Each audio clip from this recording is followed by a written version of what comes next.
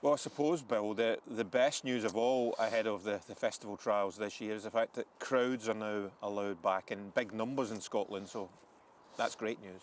Yeah, it was devastating for Kelso to lose their big festive race meeting between Christmas and New Year. Then we lost New Year's Day, which would have been a sellout event. Ayr lost the 2nd of January, which is bank holiday, and we lost the 3rd of January, another bank holiday. So it was a massive blow for the winter jumping tracks in Scotland. And it's just been announced recently, it must be a marketing nightmare.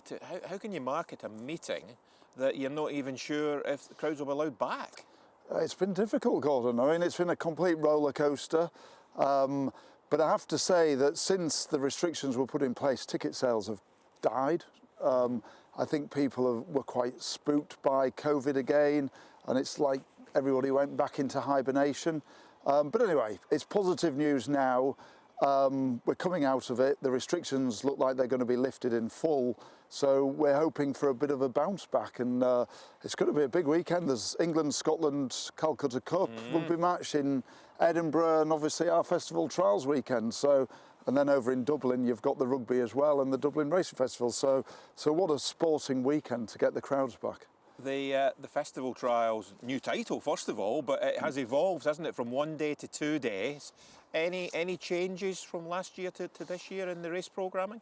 Well, going back to when it started in 2005, time flies, but it was, it started in 2005 with the Scottish Triumph Hurdle Trial and the Scottish County Hurdle, because we're a good 2-mile hurdle track, you know, we're quite fast and we suit that kind of horse, and it's grown since then.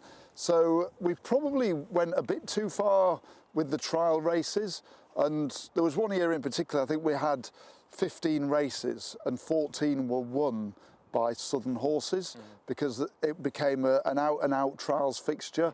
And some of the locals who support us all year round, you know, just had a little bit of a moan, understandably. A lot of prize money went down to Somerset and to Berkshire. So we've kind of struck a balance where half the races are what we call trials races for the big festivals in the spring, and then the other races are just good competitive races that anybody can have a go at. So, you know, our local trainers, and, you know, I'm sure Paul Nicholls will throw in the odd horse as well. And this year, as I say, any changes to the races, any changes to the actual programme each day? So every year you think you've got it right, but every year you find that it needs a little tweak. So not a lot of changes this year, but I think the main change is that the Edinburgh National has been reduced from 4 miles 1 to 4 miles, and that's because the Edinburgh National starts really just behind where we're standing, and because we've got this fibre sand bend, they kind of went into it like a 5-furlong sprint, and we just felt that was. It's a 4-mile race. They don't need to be going that fast. So we thought that by moving the start further round the bend, so they're a bit closer to the first jump, it might just slow them down a bit. Steady them up a wee bit. Yeah. And Bill, one thing that has changed this year is the title of the trials weekend. It's Festival Trials Weekend, because we were finding horses were going on to win at Aintree as well as Cheltenham. Yeah, so it's started off as a Cheltenham Festival Trials because the first 2 races that we kicked off with were the Triumph Hurdle Trial and the County Hurdle. But what we found over the years is as many horses actually miss Cheltenham and then go on and go to Aintree because we're a very similar kind of track. But actually, the track record of horses that run here, despite going the opposite way, despite being flat, have done actually very well at Cheltenham. Yeah. And it has been the launch pad of some series horses and some series jockeys. And I think you know who I'm talking about. Well, jockeys, Bryony Frost rode her first winner at Musselburgh, and yeah, I mean, Sam Twiston-Davis rode Froden here to win his novice chase. So we've had some very good horses, and obviously we like to see the top jockeys as well. But I mean, some of the races last year produced no end of winners. And Bill, perhaps the strongest piece of form from last year is the Scottish Supreme Novices Hurdle. How good is that form working out? Yeah, we felt it was a good race last year. We didn't quite realise how good it was, which is often the way with novice races. So Donald McCain traded the winner, Bareback Jack. He's got a nice horse. We haven't seen him for a few weeks. Second horse, Thomas Oscar, came out, annihilated a very competitive handicap field off a mark of 150 on New Year's Day here. They're now talking about the champion hurdle for him. He'll no doubt have gone up the ratings. The fourth horse was Third Time Lucky, trained by Dan Skelton. He's a top novice chaser now.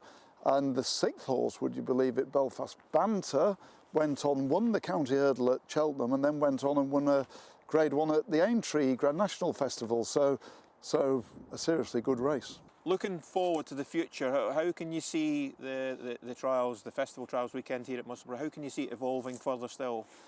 Well, like I said, You have a crystal ball. Yeah, like I said, every year we think we've probably got it right. So I'd like to think we don't need to make too many more changes. Prize money, I'd like to put more prize money in, obviously. We all want to put more prize money in. I'd like to see some of the novice races be upgraded to Class 1 races. So we've only got one Class 1 race, which is the Scottish Triumph Hurdle Trial, which is a listed race. But I think that Supreme Novices Race trial, I'd love to see that as a Class 1 race. It's producing the horses, so you know, it's definitely of that standard. So yeah, just an upgrade of races, a bit more prize money, but we put in what we can afford. You mentioned the Edinburgh National distance being tinkered with, shortened ever so slightly, but look at the form of last year's race, the winner. Yeah, of course, Mighty Thunder did us proud, didn't he? He really put the Edinburgh National on the map, went on, he was a very, very close second, wasn't he, in the Midlands National, and just beaten on the line. And I really thought that, was it for him. I thought the handicapper will have him, and that's probably it for a real tough horse. But then he came out and won the Scottish Grand National, which was incredible. And now he goes for the, I think he's coming back to the Edinburgh National. It's certainly one of their options anyway, and then the Grand National is his main target. Can't wait for this year's two-day meeting, Bill. See you there. We'll see you there, Gordon. Looking forward to it.